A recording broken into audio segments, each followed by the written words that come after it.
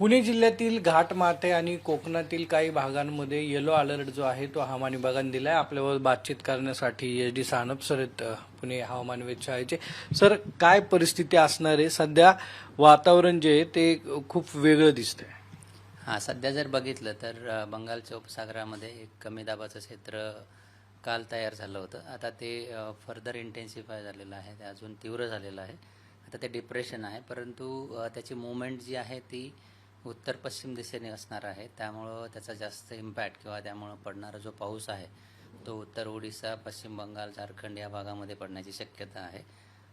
जरी मान्सूनचे वारे सक्रिय असले तरी त्यात इतकासा जोर नाही। जो काही पाऊस पडतोय तो कोकण किनारपट्टी आणि घाटमाथ्यांवर पडतोय आणि त्यामुळे इंटेरियर महाराष्ट्रामध्ये किंवा पर्जन्यछायेचे जे आपले डिस्ट्रिक्ट्स किंवा रिजन्स आहेत ज्यामध्ये मराठवाडा, मध्य महाराष्ट्र असेल तिकडे सुद्धा तुरळक ठिकाणी पाऊस पडतोय, नाही असं नाही।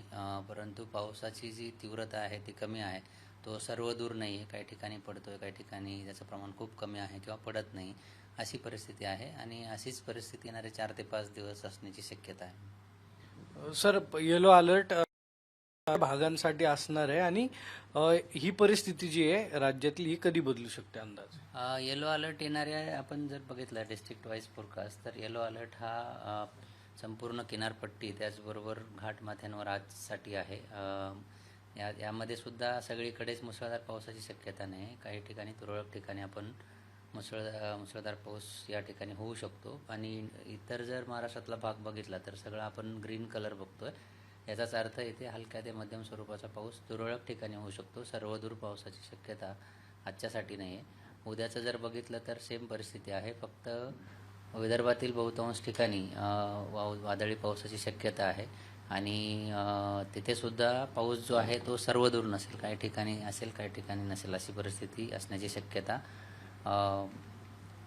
म्हणजे शुक्रवार, शनिवार साठी आहे। आणि रविवारी जर आपण बघितलं तर बुलढाणा, अकोला, अमरावती, नागपूर या डिस्ट्रिक्टसाठी वादळी पावसाची शक्यता आहे। त्याचबरोबर कोल्हापूरच्या घाटमाथ्यांसाठी येलो अलर्ट आहे आणि उर्वरित महाराष्ट्रामध्ये तुरळक ठिकाणी हलक्या स्वरूपाचाच पाऊस पडू शकतो आणि मंडे किंवा सोमवार नंतर तशीच परिस्थिती राहण्याची शक्यता आहे। महाराष्ट्रातील सर्व बातम्यांचे विश्वासार्ह व्यासपीठ सकाळच्या सर्व सोशल मीडिया प्लॅटफॉर्मला लाईक, फॉलो आणि सबस्क्राईब करा। तसंच सर्व नोटिफिकेशनसाठी बेल आयकॉन प्रेस करायला